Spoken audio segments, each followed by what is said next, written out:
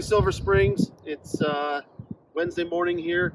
We're doing our weekly email blast for you guys.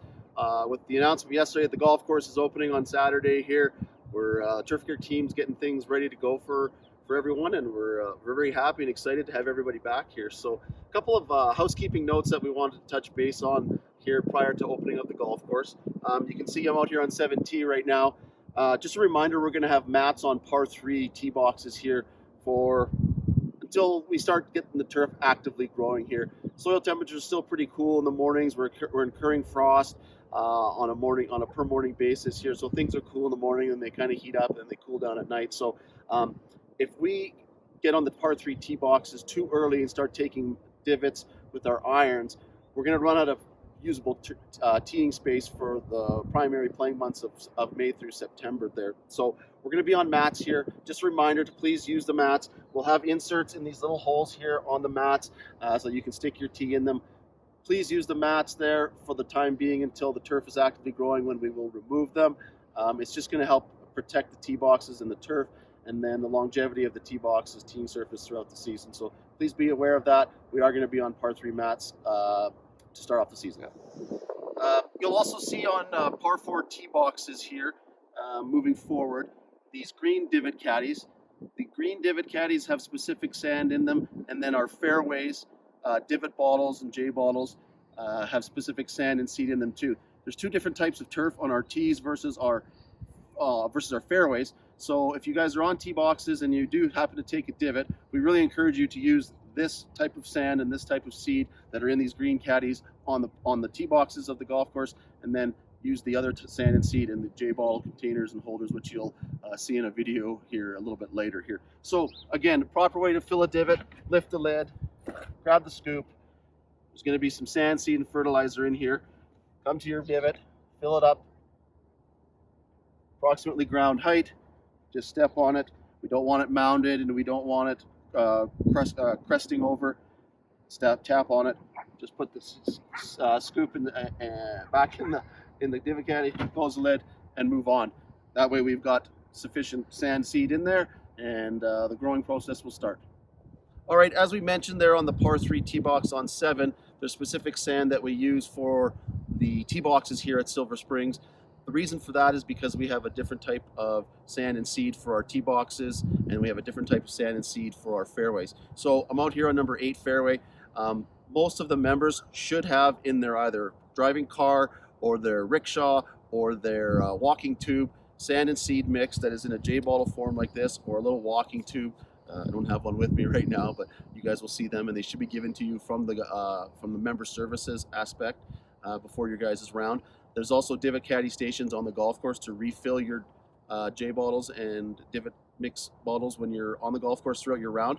I just want to do a brief demonstration. When you're on the golf course, hit your shot, and you've taken a divot, the proper way to fill this divot is just to take your J bottle, fill it with sand, approximately to the level of the turf that it's at. Just do a little step down with your foot and just smooth it up. And we want it not mounded, and we don't want it too low, as close to the playing surface as you can get, because that way when our equipment comes over and mows it on a per day basis, that sand can be abrasive to our equipment and can cause damage and or dull out the reels on our equipment. So clean flush with the turf, step on it afterwards, and Mother Nature and the ground will do the rest. You'll notice at the start of the season here, we'll have most of the golf course accessories out on the golf course this season. Now that COVID restrictions have been lifted, we'll have some sort of normalcy when it comes to those items on the golf course. Ball washers particularly being one of them. In our inventory plan, between portable ball washer stands and then stationary ball washer stands, we've got approximately 42 on the golf course. The Turf Gear team is going to do its best to have 1, potentially 2 ball washers per hole, and not on every post to start off the season. When ball washers get used consistently, and the water inside of them and the soap goes gnarly, they tend to have a kind of a stanky smell to them. It takes a lot of time, money, and labor to be able to replace these all the time. So we're going to do our best to have 1, like I said, or maybe 2, where most of the traffic flows by, so you have an opportunity to wash your ball if required.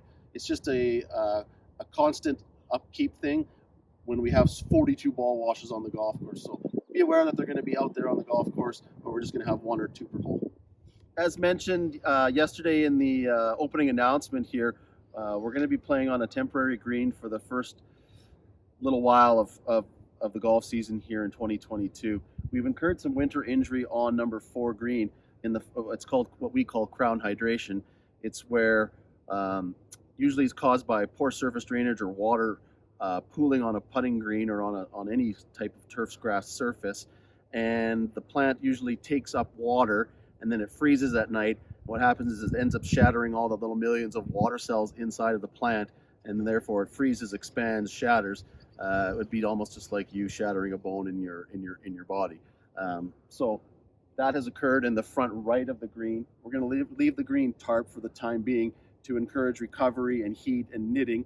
As I mentioned, we were doing some plug work, and when I mean plug work, we've taken some 8-inch size cups, some 4-inch size cups, some different size turf out of our small putting green just on the right by the turn there, and we've incorporated that into the putting green here. So now it's a process of babying it along and letting the turf knit and starting to come together and then create that smooth putting surface again. It takes a little while for that to happen, and a lot of it is environmentally driven. We're going to need some heat in the ground. We're going to have to do some extra fertilizing, some top dressing, a little bit of our cultural practices programs to bring that back to where we want to. So please be aware that we'll be playing on a temp green. We'll probably put that temporary green at the 50-yard marker to the green, somewhere in that vicinity.